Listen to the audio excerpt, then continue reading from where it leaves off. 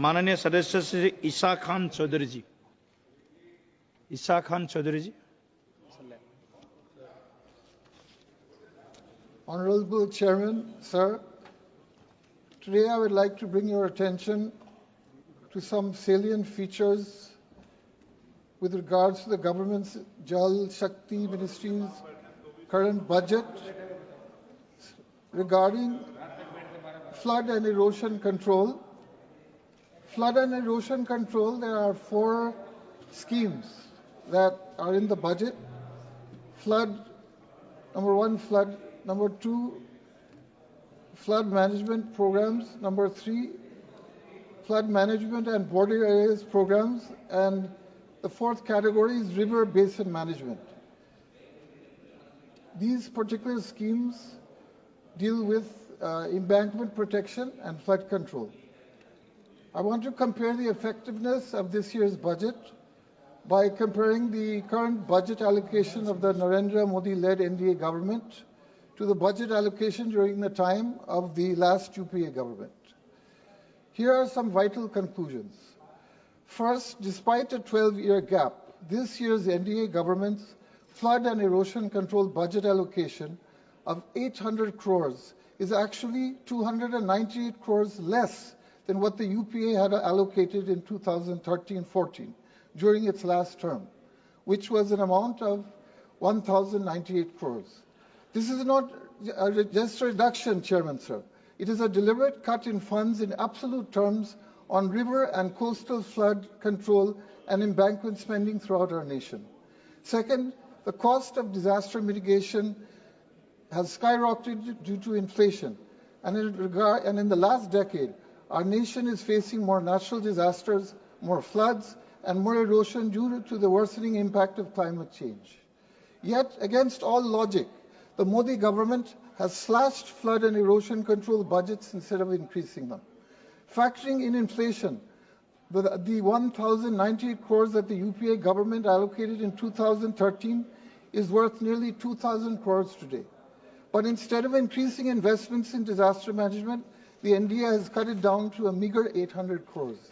This is a letdown of vulnerable communities, especially in states like Assam and Bengal, where people lose their homes, farmlands, and entire villages to riverbank erosion and floods every year. Honorable Chairman, sir, I'll now shift my discussion to my home state of West Bengal. Here are the most important facts about Bengal. First of all, about 42% of West Bengal is flood prone, which makes it one of the most flood-affected states in our country. Flood satellite maps show that the worst affected areas in West Bengal, with a total of 19.69 lakh hectares affected, are first Purba Bardwan, then Murshidabad, Purba Bindipur, Hooghly, and Malda. Second, I would like to share some numbers provided by the Ministry of Jal Shakti to an unstart question in the Rajya Sabha from 2023. The following numbers were in response to a year-on-year count of the total financial losses incurred by West Bengal due to flood and erosion. In 2017, the damage was 17,000 crores. In 2018, 54 crores. In 2019, 1,269 crores. In 2020, no data was available. In 2021, 16,079 crores were caused, flood erosion damage was caused.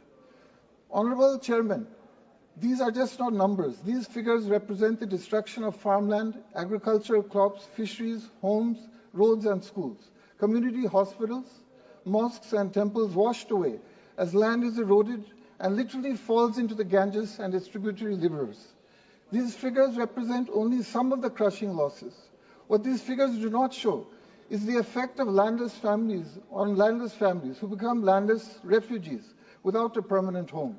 The consequences of floods are short-term, and economic recovery is possible.